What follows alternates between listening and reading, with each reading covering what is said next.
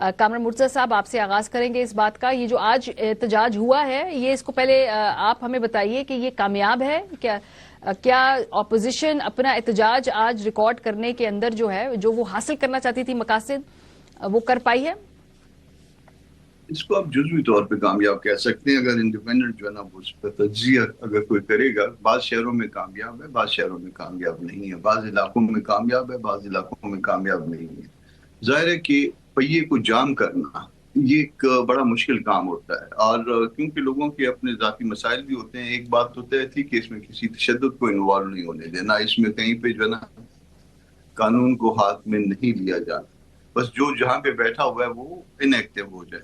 तो जब इनएक्टिव हो जाएगा तो फिर अगर किसी की, फर्ज कर लीजिए कोई जरूरत पड़ी है, किसी ने हॉस्पिटल जाना है, किसी ने किसी और उसके साथ कोई मामला दरपेश है जो बहुत जरूरी है, तो वो घर से निकला होगा। मगर जो है ना वो ट्रैफिक जो है वो बहुत कम थी। इवन इस्लामाबाद में भी मैंने हम्म। उसको ऑब्जर्व करने की कोशिश की है कि ट्रैफिक जो है वो निस्बतन बहुत कम थी। आप उसको कह सकते हैं कि 70% कम थी, या इससे भी शायद मुमकिन तौर पे कम होगी। मगर ये है कि पहिया मुकम्मल जाम आप नहीं कह सकते, क्योंकि जाहिर है सरकारी गाड़ियां चल रही हैं या किसी की अपनी मजबूरी है, उसमें कोई गाड़ी निकली है, उसको तशद्दुद से रोका नहीं गया, हम्म। तो आप उसको जुज़वी कामयाब कह सकते हम्म। और लेकिन जुजवी कामयाब जो हड़ताल है इस पे सेनेटर साहब, उससे हुकूमत को तो कोई मसला नहीं है, वो तो कंफर्टेबल है। वो तो अगर कुल उनका उनका मुश्किल कर दे उमूरी हुकूमत चलाना, या तो फिर वो उनको एहतजाज रिकॉर्ड होगा, तो वो तो फिर कंफर्टेबल हुए ना इस जुजवी हड़ताल से। यकीनन जो है ना वो इस तरह के मामला में कंफर्टेबल है, मगर इस मामले को जो है ना बेहतर तौर पे इसको रिस्पॉन्ड कर सकते हैं पीटीआई।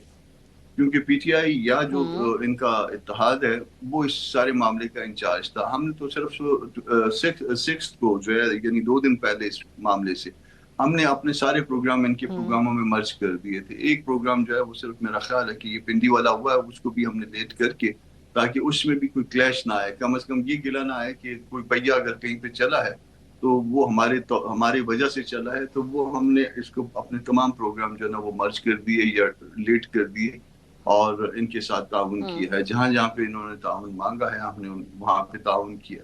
अब मैनेजमेंट जो है हम्म। वो, मुझे पता है कि अगर फर्ज करिए कि हमने अगर ये पहिया जाम करना होता, या ये तय कर दिया जाता पार्टी की सतह पे, तो फिर उसको किस तरह से जाम किया जाता है, इसको उसके ऊपर जो ना वो नजम जो है पार्टी का, उसको ज्यादा बेहतर अंदाज में बैठना चाहिए। किसी मामले में हाथ डालना चाहिए या फिर हाथ नहीं डालना चाहिए, हम्म। ये मैं एक पॉलिटिकल वर्कर के तौर पे सही। कह सकता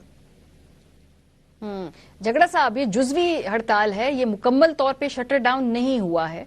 आ, आज की जो एहतजाज था उसमें तहरीक तहफ़्फ़ुज़ यानी पाकिस्तान और तहरीक इंसाफ भी, आप लोग वो रजिस्टर कराने में कामयाब हुए हैं कि? क्योंकि मैंने पूछा है जब सेनेटर साहब से, तो वो कह रहे जुजवी हड़ताल थी कुछ इलाकों में, लेकिन मुकम्मल तौर पे जो आप करना चाह रहे थे वो कर नहीं पाए हैं आप। कि क्लैरिटी नहीं थी मैसेज के अंदर, या वजह क्या जी है? मारिया मकासद बता देते। पहला मकसद तो हम्म। ये है, एक टेस्ट है कि क्या ये कौम 8 फरवरी 2024 की रिगिंग भूली है और उसे एक्सेप्ट करती है या नहीं।